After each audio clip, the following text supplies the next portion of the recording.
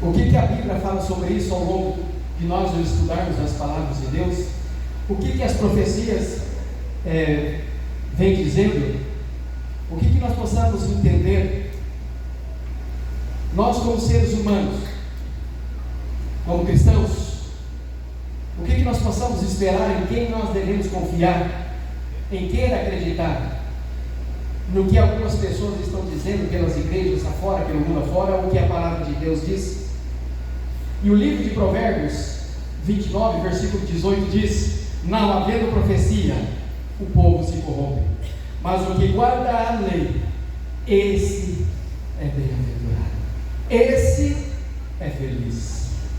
E o livro 2 de Pedro 1, 20 e 21 diz: esta passagem é um ponto-chave para entender a natureza da profecia. Ela afirma que as profecias não são fruto de interpretação individual, interpretação humana, mas são mensagens que vêm de Deus, mensagens enviadas por Deus, transmitidas através de pessoas movidas pelo Espírito de Deus. Mas qual é a concepção bíblica da profecia? A perspectiva bíblica sobre profecia é aquela que não é uma invenção ou interpretação humana, mas um relato. É mencionado, é relatado, inspirado por Deus. Os profetas não são videntes, adivinhos, agoureiros, como muitas pessoas no passado se intitulavam, como muitas pessoas hoje se intitulam, que eles adivinham, que eles prevêem o futuro. Se essas pessoas prevessem o futuro mesmo, tivessem esse dom, quantos casos seriam citados antes de ser acontecido, como assassinatos? As pessoas dizem, eu me lembro uma vez, eu estava assistindo uma reportagem no De Noite com Danilo Gentili, e uma adivinha, uma pessoa que disse que prevê o futuro, conversando sobre o futebol. Danilo questionou ele disse que quem ganharia a Copa do Mundo naquele ano seria a Itália. Ele é tão desinformado das coisas que mal sabia ele que a Itália nem classificar para a Copa do Mundo naquele ano foi. E ele dizendo que a Itália seria campeã. Houve um momento na história do Brasil que uma mulher saiu candidata a vereadora pelo estado de São Paulo e perdeu. Fui falar o nome dela agora, esqueci. Mas era uma mulher que ela disse que previa as coisas. Saiu candidata a vereadora pelo estado de São Paulo e não conseguiu prever a sua própria derrota. Nos livraria e pouparia de tantas coisas, né? De tantas vergonhas que passaríamos, né? Mas enfim, repito, a perspectiva bíblica sobre profecia é que ela não é interpretação ou invenção humana, mas um relato inspirado por Deus. Os profetas não são videntes ou adivinhos, mas comunicadores da vontade e do conhecimento de Deus. A igreja remanescente. Algumas características desta igreja remanescente. Ela foca em uma mensagem específica. A igreja adventista do sétimo dia é a única igreja no planeta que foca nas 3 mensagens angélicas. A Bíblia também diz, 2 Timóteo 4, de 2 a 5, que agora no fim dos tempos, as pessoas vão se cercar de pastores, de pregadores, evangelistas, de acordo com a sua vontade. Ela conhece um pregador, ela acha que aquele pregador ou aquela pregadora ou evangelista prega muito bem. Ela é eloquente para pregar. É essa que eu quero. Mas a Bíblia também diz, Oséias 4, versículo 6, o meu povo perece por falta de quê? De conhecimento.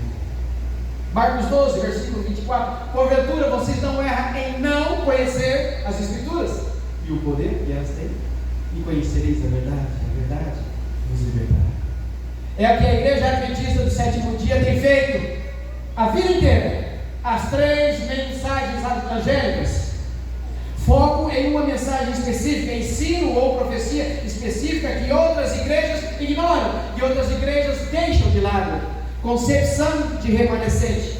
Acredita que a igreja é um grupo fiel que permanece leal a Deus, mesmo em tempos de apostasia ou desvio.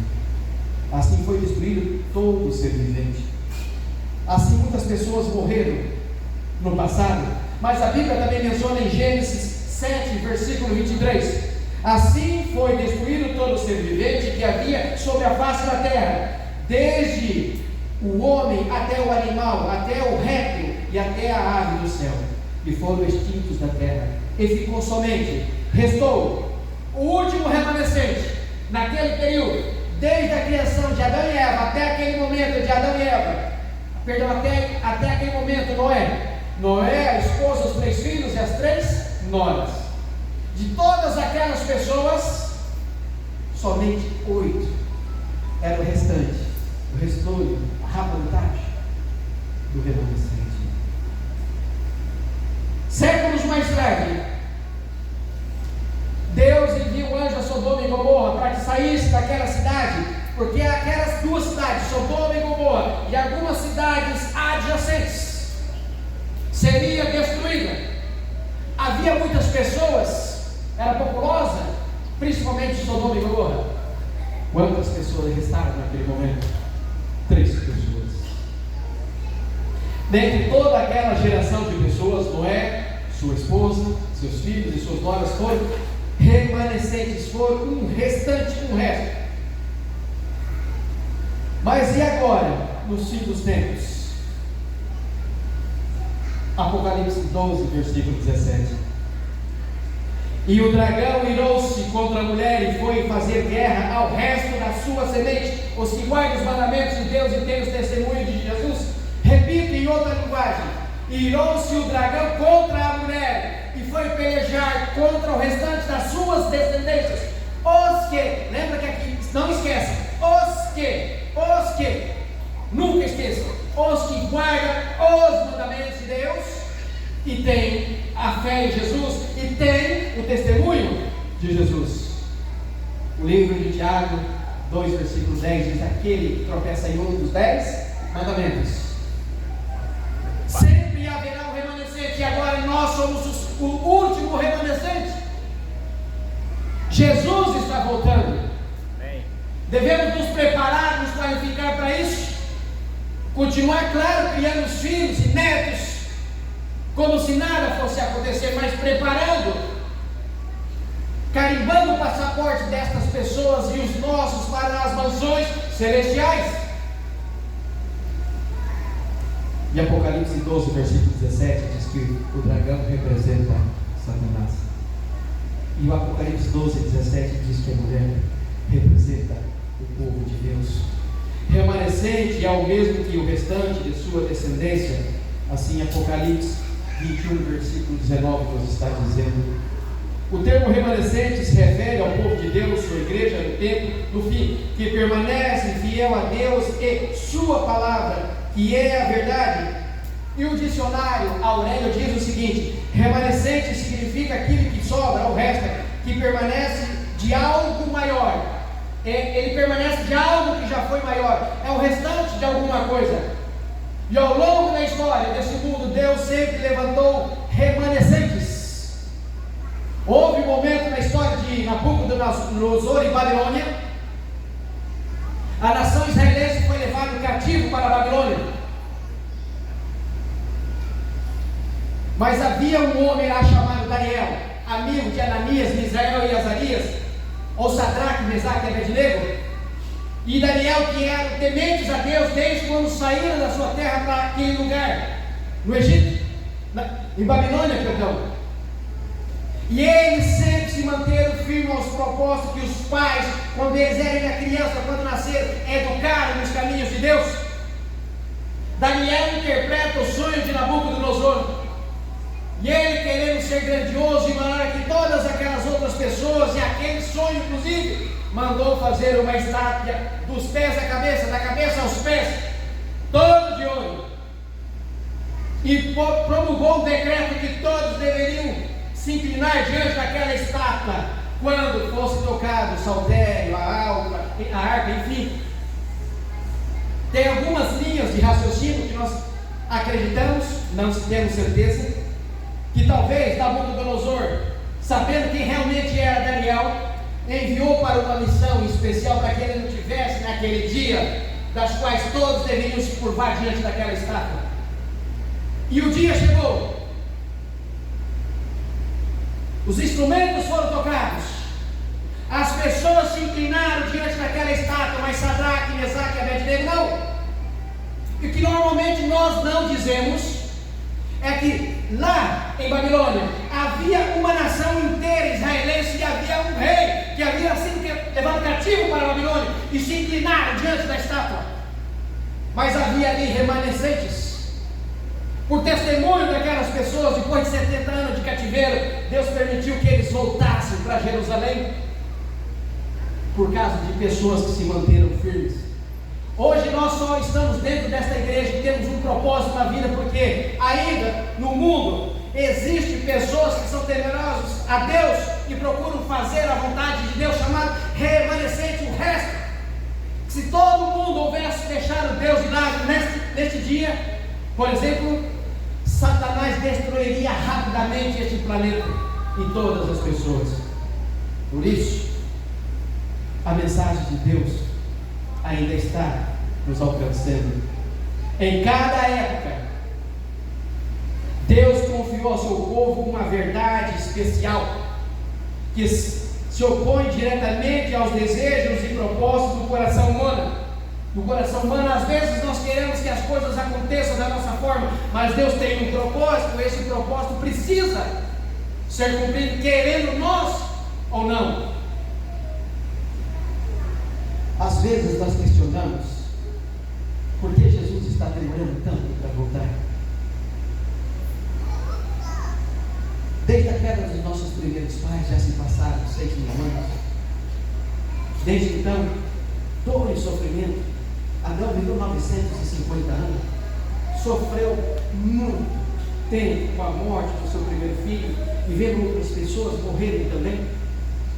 E com o passar dos séculos, as coisas foram degenerando.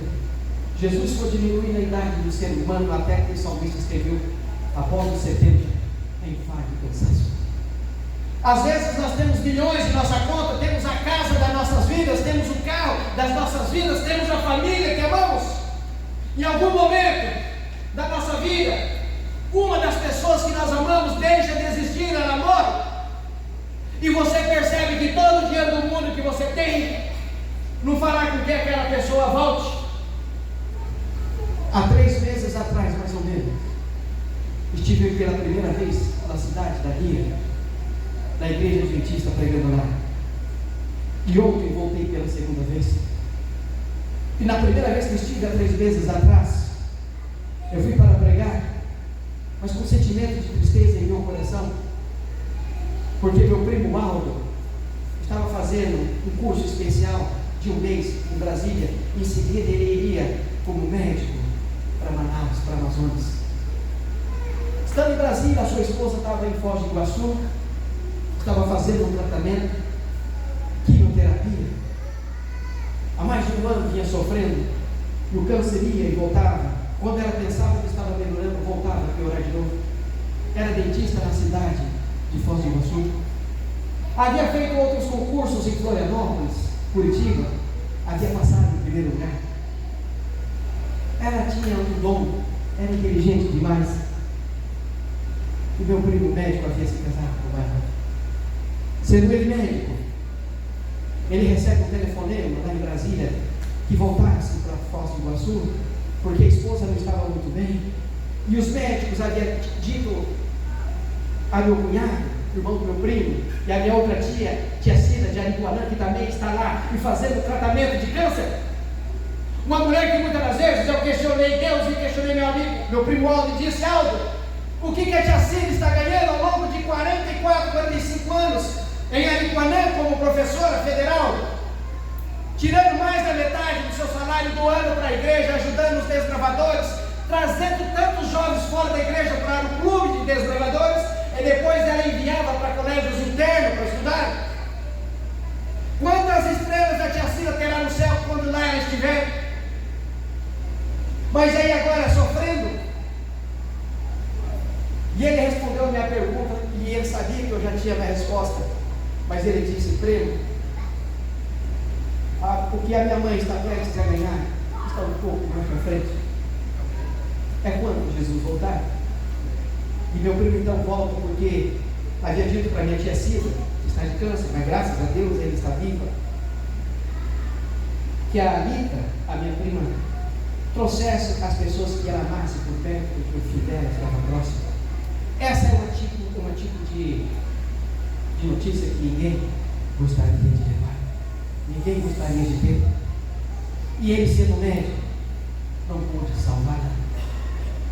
Mas houve um momento que a Bíblia também menciona, e uma das portas de Jerusalém, a Porta Formosa, Pedro e João estavam adentrando uma daquelas portas, a Porta Formosa, a Bíblia menciona, e ali estava um paralítico de nascença, 38 anos, talvez vergonha, cabisbaixo, 38 anos e 38 anos ali, pedindo esmola, porque de repente ele gostaria de trabalhar, jogando futebol, jogando vôlei, nunca pôde. Ele estende a mão e pede uma esmola. Mal sabia aquele homem que aqueles dois, Pedro e João, que estavam adentrando a Porta Formosa, pouco após Jesus ascender aos céus, eram homens poderosos. Então Pedro disse: filho, olhe para nós. Eu imagino ali a cena, Pedro pega na mão dele: olhe para nós. Aquele homem olha para Pedro fixamente e diz: olha, dinheiro nós não temos, ouro e prata nós não temos, mas o que nós temos, em nome de Jesus nós te damos. Levanta aí, anda. Amém. Às vezes nós acreditamos que a nossa fé é tão grande que às vezes dá vontade de chegar até a prima Lita, colocar a mão sobre ela e aquela doença desaparecer. Quantas pessoas que vocês conheceram ao longo da vida de vocês, se pudesse, vocês curariam? Quantas pessoas que já foram veladas nessa igreja, se nós pudéssemos acrescentar na galeria de heróis da fé de Hebreus 11, nós acrescentaríamos, porque vocês sabem que aquelas pessoas morreram, mas morreram na esperança de ver Jesus voltar. Mas qual é o objetivo desta verdade? 1 João 2, 15 a 17 diz: não ame este mundo nem as coisas que ele oferece, pois quando ama o mundo, o amor do Pai não está em vocês. E o versículo 17: este mundo passa e com ele tudo o que as pessoas tanto desejam, mas quando faz o que agrada a Deus, vive para sempre. Jesus voltará um dia. Esta é a igreja remanescente, esta é a igreja que precisa estar em pé o tempo todo, porque o apóstolo Paulo escreve: os que estão em pé, cuidem para que não caia. Não sejamos arrogantes, prepotentes, soberbos. Precisamos ser pessoas munidas, inspiradas pelo Espírito de Deus. Ao longo da minha vida conheci pessoas, e eu tenho certeza que vocês já conheceram pessoas simples, pessoas que nunca tiveram um carro, uma moto para andar, mas se você vai na casa delas, na simplicidade delas, elas te recebem com um sorriso, e o pouco que elas têm, elas oferecem para você. Às vezes esta pessoa já faleceu, e às vezes fica um peso na consciência de nós nunca ter tirado tempo para conversar mais com ela, e a certeza que temos em nosso coração, fora o remorso, é de que ela estará lá. Mas nós precisamos nos cuidar, para que não caiamos, para que nós possamos estar lá também. Esta é a igreja remanescente, onde sua fé, sua crença, ou mesmo a sua igreja, está te levando. Segundo de Timóteo 4, de 2 a 5, repito, fala que agora no fim dos tempos as pessoas vão cercar-se de pastores, pregadores, evangelistas, de acordo com a sua vontade. Ou seja, essas pessoas irão para lugares que os pregadores pregam exatamente aquilo que elas querem ouvir, não o que a igreja tem para dizer, não o que a Bíblia diz no Evangelho eterno. Elas querem uma igreja que prega a cura, que prega a teologia da prosperidade, a teologia da cura. Querem ficar ricos, querem ficar sãos, querem ficar curados. Eu mencionei lá na igreja do Jair Campos agora há pouco, e menciono aqui novamente. Eu já viajei por alguns lugares, mundo afora, e no Brasil. Tem alguns lugares no Brasil que eu já fui, que às vezes eu paro e fico observando e falo: meu Deus, que lugar é esse? Ah, se eu pudesse viver o resto da minha vida nesse lugar. Parece que ali resolve todos os seus problemas, porque o lugar é bonito, um lugar que você vê. Eu gosto muito de natureza. Ellen White escreveu o livro Visões do Céu. Eu já li mais que uma vez esse livro. E ela descreve coisas que Deus em visão mostrou para ela, para que nós pudéssemos ter um vislumbre do que será na eternidade. E quando nós estamos ali observando, tão bom seria se tivéssemos ao nosso lado alguém que amávamos, que por um motivo ou outro descansaram no Senhor. Quantas pessoas descansaram na fé, na mensagem do terceiro ano, sonhando ver Jesus voltar? Como eu gostaria de ter meu lado, já enfatizei aqui algumas vezes, digo novamente, o meu pai comigo, as minhas avós, alguns primos que já descansaram, que eu gostava muito. O caminho que você tem trilhado te levará para o reino de Deus?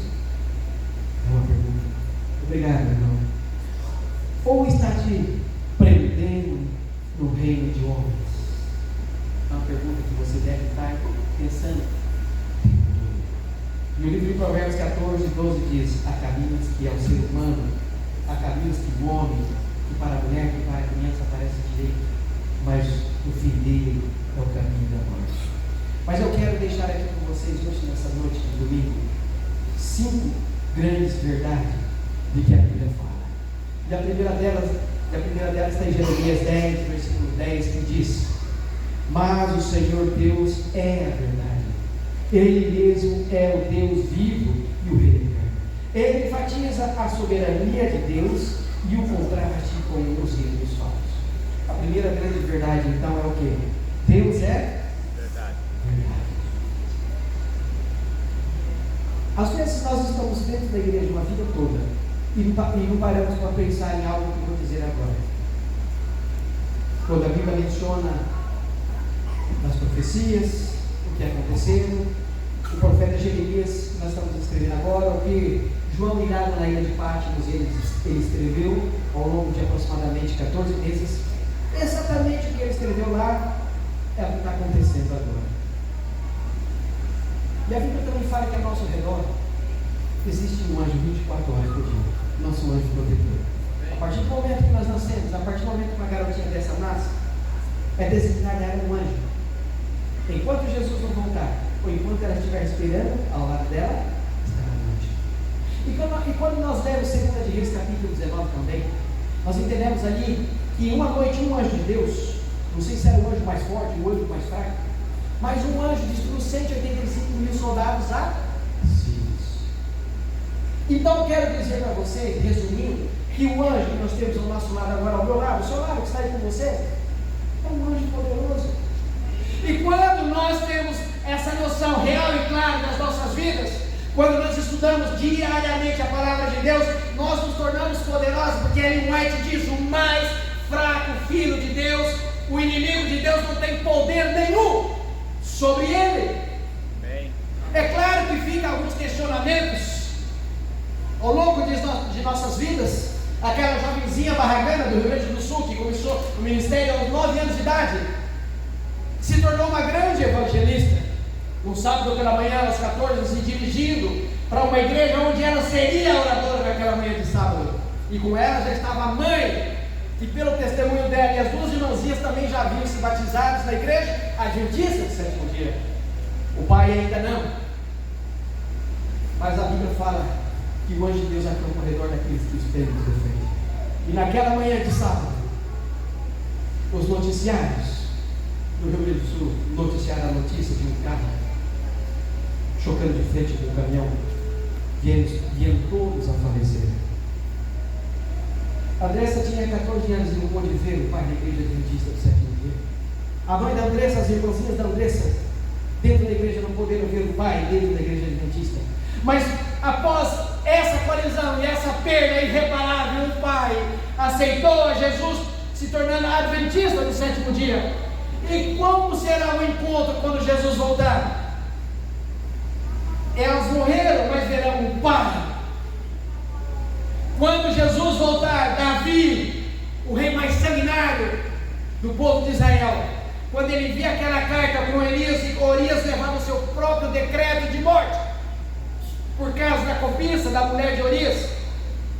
Orias não era do povo de Israel, ele era do povo Eteu, do povo Etita, mas estava entre os 10 principais escudeiros de confiança de Davi, e vai ganhar a salvação. Imagine esse encontro quando Jesus voltar. A segunda verdade, João 14, versículo 6. Jesus está declarando em João 14, 6: eu sou o caminho, a verdade e a vida. Ninguém vai ao Pai a não ser por mim. Para chegarmos até Deus, precisamos passar por Jesus, e é o único que morreu e deu a vida por você e por mim. Jesus é a verdade. E a terceira verdade, 1 de João 5, versículo 6. Este versículo destaca que Jesus Cristo veio ao mundo tanto pela água, pelo batismo, quanto pelo sangue, seu sacrifício na cruz. Jesus foi sacrificado no domingo pela manhã, ele ressuscitou, mas quando Jesus deu o último brado, e aqueles soldados ouviram Jesus dizer que ele ressuscitaria no terceiro dia, ninguém acreditava. Até os próprios apóstolos estavam incrédulos. Jesus falou, pregou ele, preparou o coração deles 3 anos e meio, mesmo assim eles não estavam preparados para aquele momento. Mas alguns dos romanos disseram, mas ele disse que ressuscitaria. Então, por desencargo de consciência, levaram ali uma legião de soldados. Ellen White descreve, havia um grande número de soldados romanos em volta daquele túmulo de José de Arimateia, onde Jesus foi colocado na sexta-feira à tarde. Havia algumas pessoas também, naquele momento, na sexta-feira à tarde, os seguidores de Jesus. Ellen White menciona que todos os anjos celestiais ali estavam ali naquele momento, porque aquela história seria crucial, aquele ponto, quando Jesus ressuscitasse ou não. Mas Ellen White menciona que presencialmente ali, invisível, estava o próprio Satanás e seus anjos. Porque Satanás, ele não é onisciente, ele não é onipresente, ele não é onipotente como Deus. Para ele viajar de um lugar para o outro, ele precisa se deslocar. E ele está envelhecendo, ele já está ficando cansado. Ele envia anjos maus para que relatam as coisas para ele. Mas naquele momento, ali, estavam todas as hostes angelicais, estavam todas as hostes satânicas também. Se Jesus não ressuscitasse, Satanás estava vitorioso. Se Jesus ressuscitasse, Jesus ressuscitou, ali ele soube que ali ele estava morto, definitivo, é só questão de tempo. Ellen White também menciona, se nós pudéssemos ver a batalha que existe ao nosso redor, como cristãos, entre os anjos de Deus e Satanás, a disputa por nós, assim como o próprio Satanás ousou criticar Jesus quando Moisés estava no Monte Nebo, de uma altura para frente ninguém seguiu Moisés, e ali ele foi enterrado. Então Satanás quis reclamar pelo corpo de Moisés que ficasse ali na terra, porque ele sabe que tem que ficar ali, e ele diz que o Senhor te repreenda. Moisés não entrou na terra prometida, na Canaã terrestre, mas Deus permitiu que ele subisse o Monte Nebo e que ele olhasse aquela terra que Deus havia prometido a ele, porque Deus disse: Moisés, fale com a rocha. Ellen White disse: não houve antes e não haverá depois, enquanto Jesus não voltar, um homem tão manso e humilde quanto Moisés. Mas naquele momento ele ouviu a rocha. Deus tirou. Ellen White disse que se não houvesse feito isso, Deus levaria ele vivo, mas ele foi enterrado ali. Ellen White descreve: ao longo de 40 anos conduzindo aquele povo pelo deserto rumo a Canaã terrestre, aquela multidão de mais de 2 milhões de pessoas murmurava contra Moisés e contra Arão. E quando subiu no Monte Nebo a uma altura, depois ninguém mais viu onde Moisés estava, se ele soubesse o lugar exato onde Moisés estava enterrado, o Monte Nebo se tornaria o monte da peregrinação. Eles iriam adorar a Moisés depois de morto, porque vivo não davam ouvidos. Mas também houve um momento na história deste mundo, e a Bíblia relata, pouco antes de Jesus ser traiçoenado, ser beijado, ser crucificado, Jesus estava orando. 3 apóstolos que sempre eram acostumados a estar com Jesus, que era Pedro, Tiago e João, eles estavam um pouco mais distantes. E por 3 vezes Deus questionou: vocês não conseguem ficar acordados um pouco mais de tempo? Eles estavam cansados. E num desses momentos, aqueles 3 perceberam que perto de Jesus estava. Quem estava? Moisés e Elias. Olha só, ele vivo não entrou na Canaã terrestre, mas ele entrou depois na Canaã celestial, e estando lá, ele volta, agora ali no monte da transfiguração, quando Jesus estava suando gotas de sangue.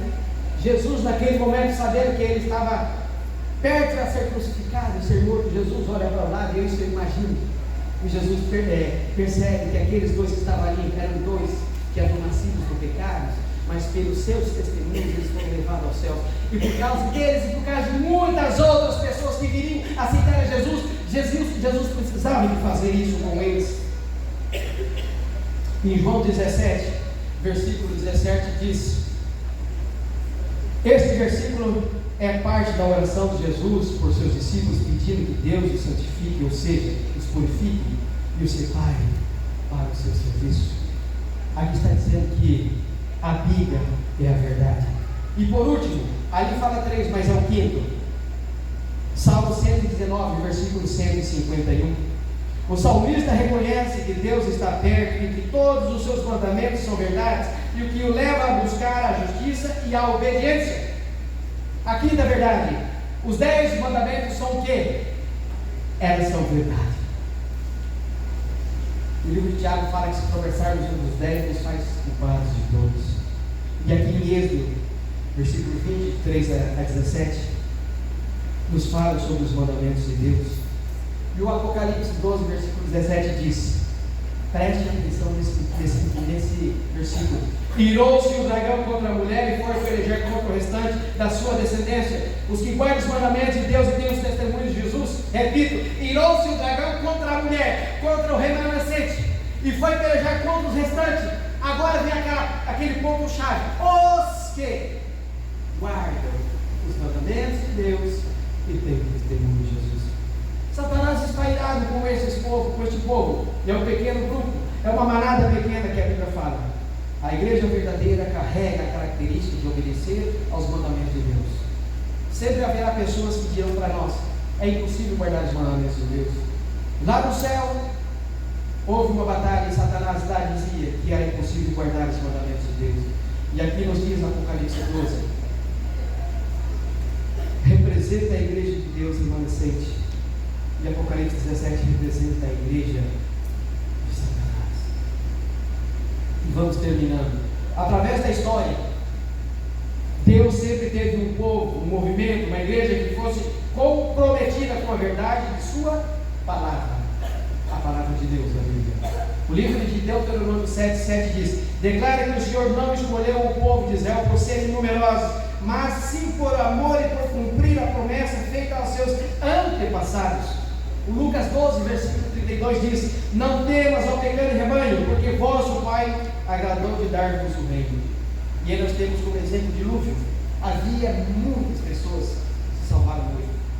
Sodoma e Gomorra, as cidades ao redor de um total de 13 cidades, sobraram 13 pessoas. O povo de Deus sempre será um povo pequeno. E para terminar, o Apocalipse chama isso de confusão religiosa, as igrejas que não são de Deus, de Babilônia. Então, a Bíblia menciona, a Bíblia diz: sai dela, povo meu. Queridos amigos, está na hora de ouvir a voz de Deus. Você está sendo chamado a retirar o engano. Você está sendo chamado a ouvir a palavra de Deus. Oséias 4, repito, versículo 6. O meu povo está morrendo por falta de conhecimento. Quando a Bíblia fala morrendo porque não quer a salvação, quando a Bíblia fala dorme porque esses descansam no Senhor, e remeta. Marcos 12, 24. Porventura, não errais em não conhecer as Escrituras e o poder que elas têm? Nós somos o povo remanescente. Nós somos os últimos dessa terra. O pastor saudoso, o pastor Roberto Rabelli, ele acreditava que Jesus voltaria na geração dele. Ele descansou e não pôde ver Jesus voltar. Ele sempre dizia aquela famosa frase, eu já disse aqui uma vez, mas repito, ele sempre dizia: uma mensagem de fé e esperança que anuncia a volta de Jesus. E o pastor Roberto Rabelli, antes de falecer, ele continuava pregando, e essa frase já não saía lucidamente da cabeça dele, já estava esquecendo algumas coisas, porque a Bíblia menciona que depois de 70 é infarto e cansaço. Nós somos o último remanescente. Nós somos aquele que Deus hoje está dando essa oportunidade, porque nós estamos aqui, de nos colocarmos a nossa casa em dia, colocarmos nossa vida em dia, amar aquelas pessoas que nós estamos deixando de amar, dizer àquela pessoa que nunca dizemos que nós o amamos, dar um pouquinho de flor a uma pessoa que nós nunca demos, porque muitas das vezes o remorso ela é maior que o amor, e a pessoa morre e você nunca dá a ela, mas às vezes depois que morre eu vou lá no cemitério e levo um pouquinho de flor para aquela pessoa, de que adianta? Aquela música antiga, ela é uma música secular do Tim Maia, eu não sei por que você se foi, e ele disse em algum momento da música, e eu gostava tanto de você. Segundo o Renato, é o pai que fez a música, a letra daquela música com a filha de 7 ou 8 anos que faleceu. Então ele escreveu aquela música rapidamente. E a gente tem que aproveitar as oportunidades e os momentos. Às vezes você tem vontade de viajar e ver alguém que você ama, mas você fica fazendo cálculos. Você coloca o dinheiro em outra coisa, mas você não vai visitar aquela pessoa que você ama. De repente o amanhã poderá ser muito tarde para você. Assim como a jovenzinha Cristo Barragana, 14 anos, tinha uma vida pela frente, poderia estar viva até hoje, mas tinha um propósito na vida dela. Às vezes eu poderia dizer, Deus quis que aquilo acontecesse. Não! Deus não quer, nós dizemos isso, mas não é verdade. Deus não quer a maldade, quer que ninguém morra, Deus permite. A Bíblia diz que nem um passarinho morre, nem uma folha cai de uma árvore sem a permissão de Deus. Deus permite, é diferente que Deus quer assim. Deus não quer o mal para ninguém. E a Bíblia fala, Apocalipse 21 e 22, que o mal será extirpado para todo sempre. Não vai ficar nem raiz nem ramo desse mal. Já não existirá luto, nem pranto, nem dor, porque a primeira coisa passou. Mas o interessante é que nós estudamos, que nós lemos esses versículos, ficam em nossas mentes, em nossos corações, mas nós não tomamos decisões de ir até Jesus, de nos transformarmos uma vida inteira dentro da igreja sem transformação. Nós precisamos transformar assim como houve com Maria Madalena. Quando ela teve aquele encontro pessoal com Jesus, a vida dela mudou. Houve um momento que Jesus estava no jantar, na casa de Simão, o curtidor, que teve a lepra, e que o pastor Morris veio em seu livro, como Jesus tratava as pessoas, ele escreve, e livro publicado pela Casa Publicadora Brasileira, ele escreve que Maria Madalena era sobrinha de Simão, o curtidor, e o próprio tio levou ela para aquela vida de desgraça, de uma mulher da vida. Então, depois de um tempo ela ficou mal falada. Ela vai para uma cidade longe chamada Magdala, por isso não veio de Maria Madalena. Mas naquele jantar especial, Simão estava contente, porque Jesus havia curado ele daquela lepra. Ele convidou Jesus e os apóstolos para a sua casa e uma noite de jantar. Estando com Jesus, Simão, o curtidor, ele percebe que Maria Madalena adentra as portas da tenda da casa dele. Naquele momento, na cabeça dele, a Bíblia menciona, Jesus leu o pensamento e o Simão disse, se esse realmente fosse Jesus, saberia quem é aquela mulher, essa prostituta que está adentrando nas portas da minha casa. Mas mal sabia ele que lá atrás Maria Madalena já havia tido um encontro pessoal com Jesus, e Jesus havia dito para ela, filha, vai, simplesmente vai, e não peques mais. Ali, ela unge a Jesus com um vaso de alabastro, ela solta os cabelos, porque na época não estava com o cabelo amarrado, na época não podia ficar as mulheres com o cabelo solto, tinha que ser amarrado, era costume, né? Os costumes que a gente vê hoje em dia que são bons, mas é. Ela solta os cabelos e ele segue ao pé de Jesus. E ali Jesus disse, onde o evangelho do reino de Deus foi pregado, o testemunho dessa mulher deverá ser propagado. O irmão vai colocar o hino final. E enquanto ele coloca, a irmã vai cantar. Nós possamos meditar, a irmã vai cantar no final, nós possamos meditar na letra desse hino, nós possamos meditar no tema desta noite, sobre a igreja de Deus, e termos a certeza que nós fazemos parte desse último remanescente. E eu quero que vocês lembrem de uma coisa, Jesus está voltando. Amém. O mais importante hoje não é a volta de Jesus, é a sua vida, como está? Se Jesus voltasse.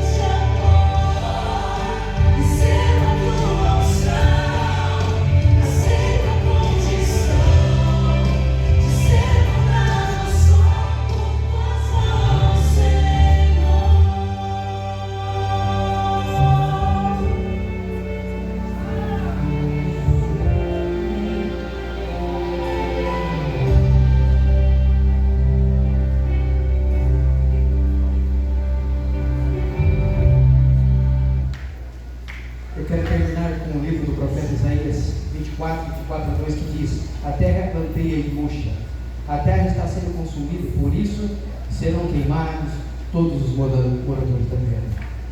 Poucas pessoas restarão. Isaías 24:2. Oremos.